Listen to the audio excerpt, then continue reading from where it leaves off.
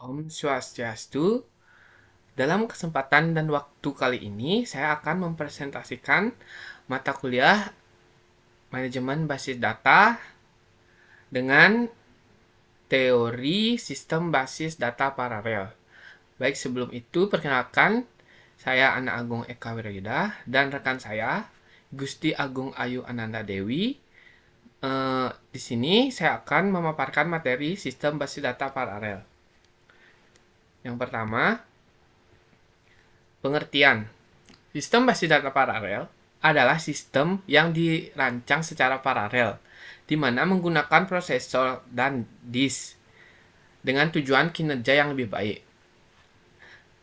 Di mana arsitektur sistem basis data sangat dipengaruhi oleh sistem komputer. Yang mendasar yaitu sistem basis data paralel atau terdistribusi. Dalam basis data paralel, banyak CPU bekerja secara paralel untuk menghubungkan dan berkomunikasi dengan kecepatan yang sangat tinggi, di mana pengimplementasian paralel dari berbagai operasi seperti memuat data, membuat indeks, dan mengevaluasi query, meningkatkan pemrosesan input atau output dalam database, dan memproses penjumlahan transaksi per detik pada suatu aplikasi. Di mana sistem basis data paralel dirancang dari bawah ke atas untuk memberi kinerja yang baik dan membangun menggunakan CPU yang lebih cepat. Adapun keuntungan database paralel. Yang pertama, peningkatan throughput, peningkatan waktu respon, peningkatan kinerja, peningkatan ketersediaan sistem, dan yang terakhir, fleksibilitas yang lebih besar. Dan adapun kerugian database paralel. Yang pertama, lebih banyak biaya awal. Yang kedua, masalah interferensi. Dan yang terakhir, masalah miring. Arsitektur database paralel. Nah, memori bersama beberapa CPU. Di mana CPU secara bersamaan terhubung ke jaringan dengan satu salinan sistem operasi multi-threaded dan DBMS. Adapun manfaatnya, yang pertama untuk komunikasi antar CPU yang sangat efisien dan overhead komunikasi rendah. Dan adapun keterbatasan dari arsitektur database paralel, yang pertama akses memori menggunakan kecepatan tinggi tanpa kehilangan efisiensi. Yang kedua, jaringan interkoneksi digunakan oleh CPU tidak dapat dilaksanakan 80 atau 100 CPU secara paralel. Dan yang terakhir, penambahan CPU menghambat bus mengakses memori. Pada share disk beberapa CPU, dalam CPU terpasang jaringan interkoneksi yang memilih akses ke array disk. Dan skalabilitas sistem sangat ditentukan oleh throughput, yang setiap node sistem operasi dan DBMS-nya sendiri, di mana share disk juga disebut dengan sistem database paralel. Adapun manfaat dari share disk. Yang pertama, mudah menyeimbangkan beban dan data tidak harus dibagi. Kedua, CPU mempunyai memori dan bus memori bukanlah hambatan. Yang ketiga, solusi biaya rendah. Yang keempat, penerimaan dalam aplikasi yang luas. Dan adapun batasan dalam share disk. Yang pertama, share disk menghadapi hambatan interferensi dan perebutan memori karena jumlah CPU yang meningkat. Dan terakhir, memiliki masalah skabilitas interkoneksi ke subsistem disk menjadi hambatan. Dan yang ketiga, ada berbagi Tidak, ada banyak CPU. Dalam share node atau berbagi tidak ada dua CPU yang dapat mengakses area penyimpanan yang sama, di mana setiap CPU memiliki salinan sistem operasinya sendiri. Adapun manfaat dari shared noting. Yang pertama, meminimalkan pertikaian antar CPU dengan tidak membagi sumber daya. Yang kedua, membatasi semua input-output melalui interkoneksi tunggal. Yang ketiga, jaringan interkoneksi dirancang agar dapat dilaksanakan. Dan yang terakhir, meningkatkan kapasitas transmisi. Adapun keterbatasan dari share noting. Yang pertama, sulit untuk menyeimbangkan beban dikarenakan hal ini sulit dicapai. Menambahkan CPU dan disk baru perlu didistribusikan terlebih dahulu. Biaya komunikasi dan akses disk non-lokal lebih tinggi. Jaringan berkecepatan tinggi dibatasi ukurannya. Dan yang terakhir, memperkenalkan titik kegagalan dalam sistem. Sistem operasi mengakomodasikan pesan dalam jumlah besar. Adapun manfaat database paralel.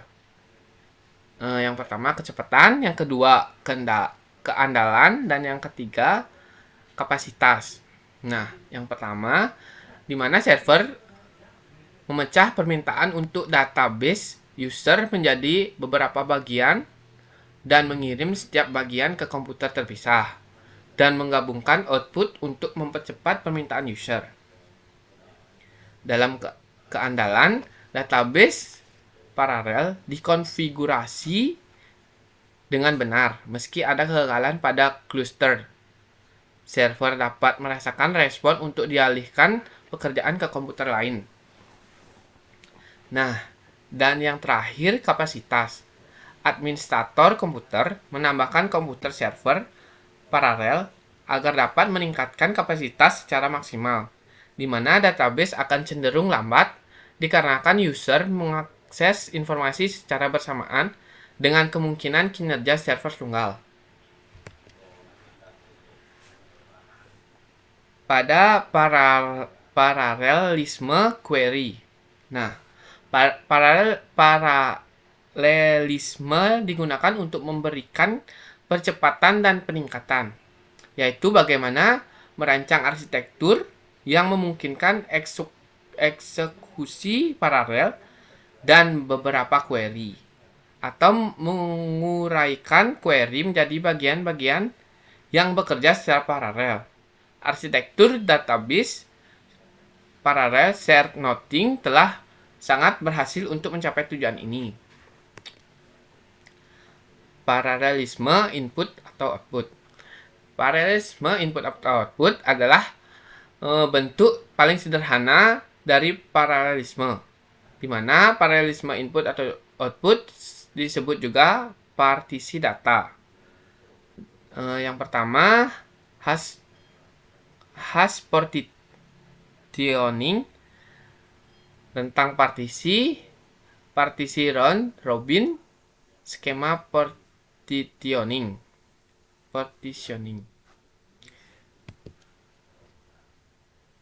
Pada paralelisme interquery terkadang juga disebut pemrosesan transaksi paralel, di mana penggunaan utama paralelisme antar permintaan adalah untuk meningkatkan sistem pemrosesan transaksi untuk mendukung sejumlah besar transaksi per detik.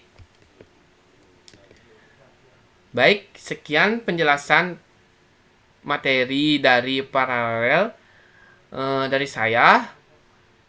Materi selanjutnya akan dijelaskan oleh rekan saya. Untuk waktu dan tempat, saya persilakan. Di sini saya akan melanjutkan presentasi dari teman saya, yaitu Zulaika Wirayuda. Di sini saya akan presentasikan tentang sistem basis data terdistribusi.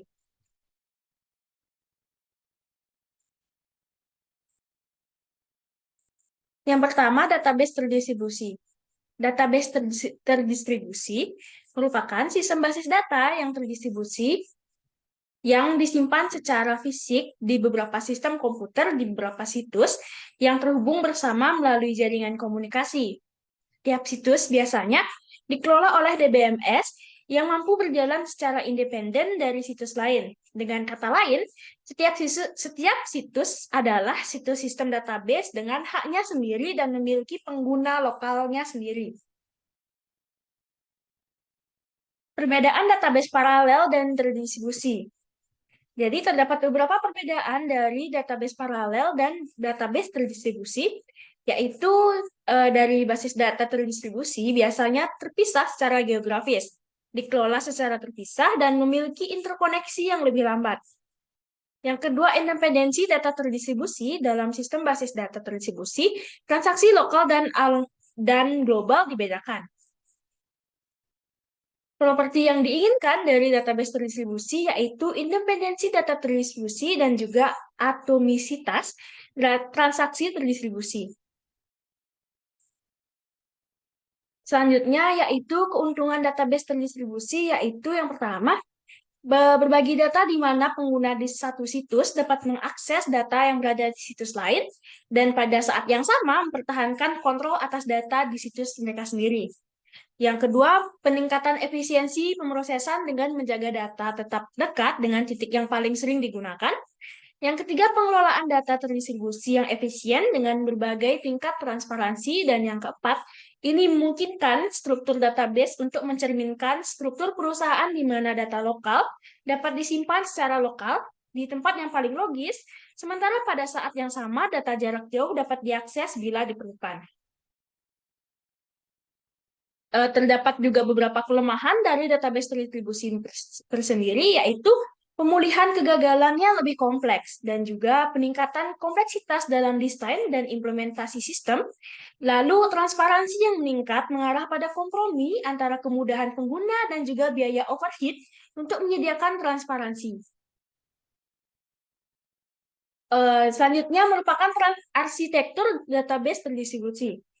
Yang terdapat ada 3, yaitu arsitektur client-server, kolaborasi sistem server, dan juga sistem middleware. Selanjutnya terdapat desain sistem database terdistribusi, DDBS. Desain sistem database data terdistribusi adalah tugas yang kompleks. Oleh karena itu, penilaian yang cermat terhadap strategi dan tujuan diperlukan. Beberapa strategi dan tujuan yang umum pada sebagian besar desain DBS adalah yaitu fragmentasi data yang diterapkan pada sistem basis data relasional untuk mempartisi hubungan antar situs jaringan. Yang kedua, alokasi data, di mana setiap fragmen disimpan di situs dengan distribusi optimal. Yang ketiga, terdapat replikasi data yang meningkatkan ketersediaan dan meningkatkan kerja sistem. Yang keempat, terdapat transparansi lokasi, yang memungkinkan pengguna untuk mengakses data tanpa mengetahui atau peduli dengan situs tempat data berada. Lokasi data disembunyikan dari pengguna.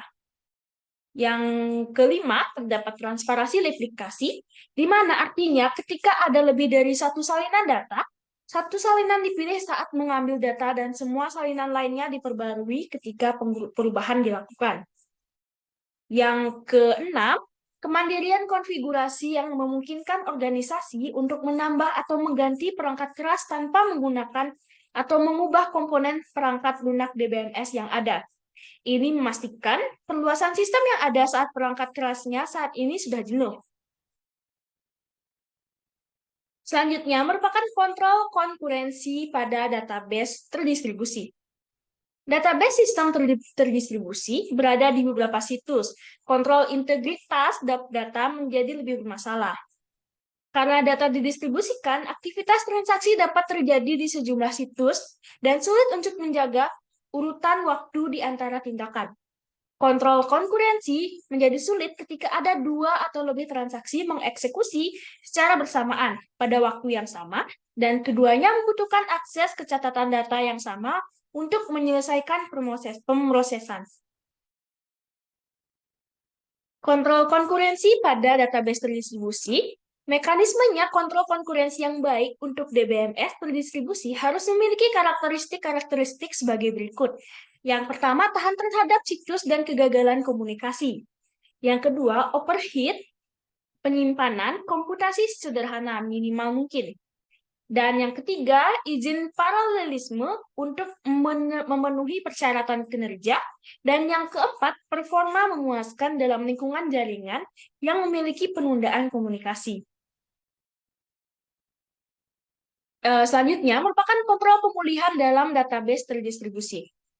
Pemulihan basis data terdistribusi bertujuan untuk menjaga atomisitas dan daya tahan transaksi terdistribusi. Database harus menjamin bahwa semua pernyataan dalam transaksi, terdistribusi atau tidak terdistribusi, baik melakukan atau memutar kembali sebagai satu unit, efek dari transaksi yang sedang berlangsung harus tidak terlihat oleh semua transaksi lain di semua situs. Transparansi ini harus berlaku untuk transaksi yang mencakup semua jenis operasi, termasuk query, pembaruan, atau panggilan prosedur jarak jauh. Dalam lingkungan basis data terdistribusi, juga sistem manajemen basis data harus mengkoordinasikan kontrol transaksi dengan karakteristik ini melalui jaringan komunikasi. Link YouTube dari presentasi ini akan segera dicantumkan dalam PDF PowerPoint. Sekian presentasi dari saya dan kelompok saya. Dengan ini saya akhiri dengan Parma Santi, Om Santi, Santi, Santi, Om, dan juga selamat malam. Terima kasih.